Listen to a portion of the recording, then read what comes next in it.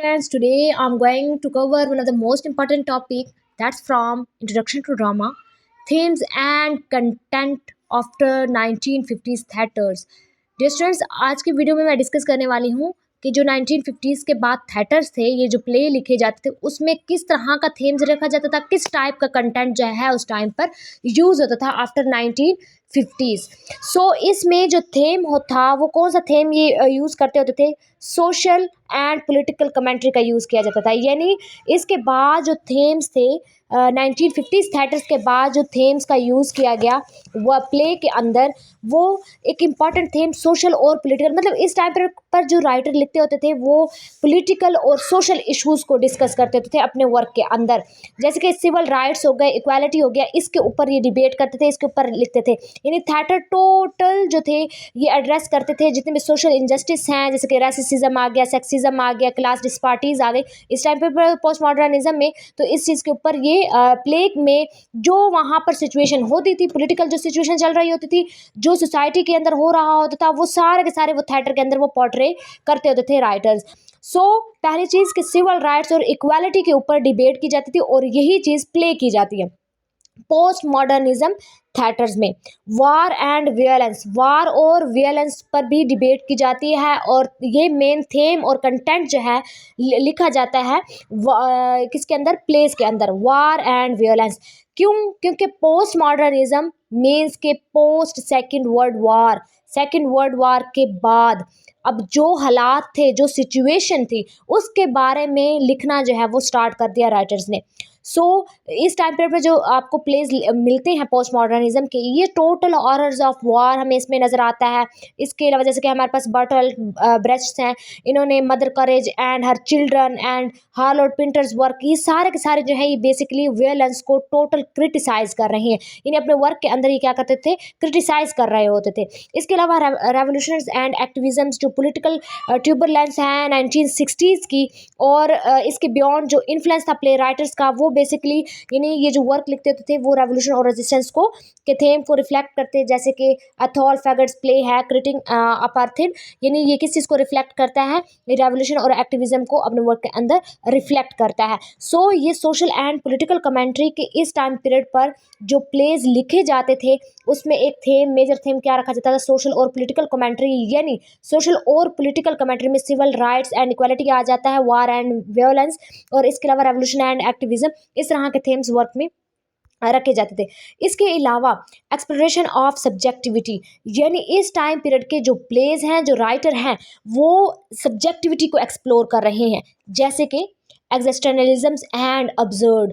इसकी most famous example इस theme को किस राइटर ने रखा अपने वर्क के अंदर, सैम्यूल बेकेट ने, वेटिंग फॉर गॉडो। इसके अंदर हमें थीम यही एग्जिस्टेंशलिज्म और अब्सर्ड का थीम मिलता है, क्योंकि इस प्ले के अंदर आप अगर रीड करें इस प्ले को तो आपको नज़र आएगा कि इसमें टोटल टाइम वेस्ट जो है वो दिखाया गया है। एक बेतुका सी बातें हैं, कोई तुक ही नहीं है उन बातों का। ये चीज़ हमें इस थीम, ये वाला जो थीम है आइडेंटिटी की सर्च देख ले तो ये सारे के सारे थीम जो है हमें किस टाइम पीरियड पोस्ट मॉडर्निज्म में जो प्ले लिखे गए उसके अंदर मिलते हैं। इसके अलावा साइकोलॉजिकल डेप्थ, जो करेक्टर्स थे ये और ज़्यादा इंट्रोस्पेक्टिव बन गए थे इस टाइम पीरियड में, और टेनिसन विलियम्स के साथ जो है वो जैसे टेनिसन विलियम्स ने एक मोस्ट फेमस अपना वर्क लिखा स्ट्रीट कार। स्ट्रीट कार के अंदर इसने साइकोलॉजिकल डेप्थ जो है वो इस थीम को अंदर पोर्ट्रे किया, यही चीज़ जो है वो पोर्ट्रे करने की कोशिश की। पोस्ट मॉडर्न सब्जेक्टिविटी को अगर हम देखें तो प्ले राइट जैसे कि टॉम स्टॉपर्ड हैं, इन्होंने फ्रेगमेंटेड नैरेटिव्स का यूज़ किया फ्लूइडिटी ऑफ आइडेंटिटी को एक्सप्लोर करने के लिए, परसेप्शन को एक्सप्लोर करने के लिए, या ऑब्जेक्टिव ट्रूथ का जो आइडिया है उसको चैलेंज करने के लिए इन्होंने वर्क लिखा। ये पोस्ट मॉडर्न सब्जेक्टिविटी जो है एक मेन थीम हमें नज़र आता है 1950s के थिएटर का जो प्ले लिखे जाते थे और पोर्ट्रे किए जाते, प्ले किए जाते थे, उसमें ये थीम होते थे। इसके अलावा इसमें एक इम्पॉर्टेंट चीज़ वो कौन सी, क्वेश्चनिंग एंड डिकंस्ट्रक्शंस पार स्ट्रक्चर्स, यानी जो इसमें अथॉरिटी एंड ऑपरेशन आ जाता है कि प्लेज जो हैं ये बेसिकली ऑपरेसिव स्ट्रक्चर्स, पार स्ट्रक्चर्स को क्या करते हैं, क्रिटिसाइज करते हैं। यानी मैं ऑलरेडी बता चुकी हूँ कि पॉलिटिकल जो सिचुएशन चल रही होती थी उसके बारे में लिखे थे। अब पॉलिटिकल सिचुएशन मीन्स कि जो भी ऑपरेशन हो रही है या जो भी लोगों को ऑपरेस्ड किया जा रहा है, जो जालिम जुल्म कर रहे हैं, उन सब थीम्स को जो है वो लिखना उसके ऊपर स्टार्ट कर देते हैं।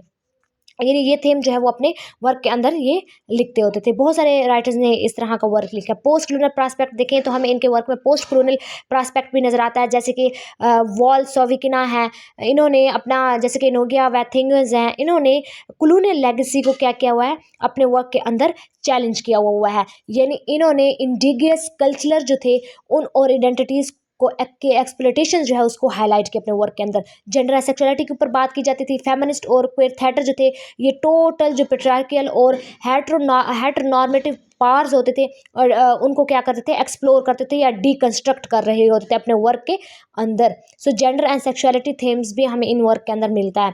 रेस एंड कल्चरल आइडेंटिटी, जैसे कि अगस्ट विल्सन हैं, ये एग्जामिन करते हैं अफ्रीकन अमेरिकन लाइफ और सिस्टमेटिक रेसिज्म को यूएसए के अंदर। यानी इस टाइम पीरियड में जितने भी प्लेज होते थे, लिखे जाते थे, उसमें रेस और कल्चर, आइडेंटिटी, जेंडर सेक्सुअलिटी, इसके अलावा क्वेश्चनिंग और डिकंस्ट्रक्शन पार के ऊपर, या एक पार स्ट्रक्चर था उसको डिकंस्ट्रक्ट करना, उसके ऊपर क्वेश्चन करना, इस तरह थीम्स रखते थे। और या सब्जेक्टिविटी को एक्सप्लोर किया जाता था।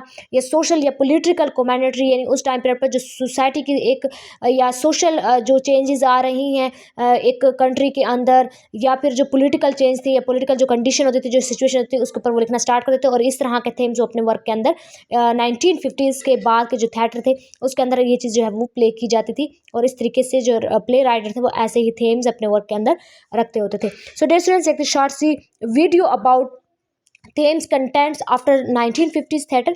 आई होप आप लोगों को इस वीडियो से टॉपिक क्लियर हो गया होगा। Thank you for watching my video. Please like, share my videos. अल्लाह हाफिज़।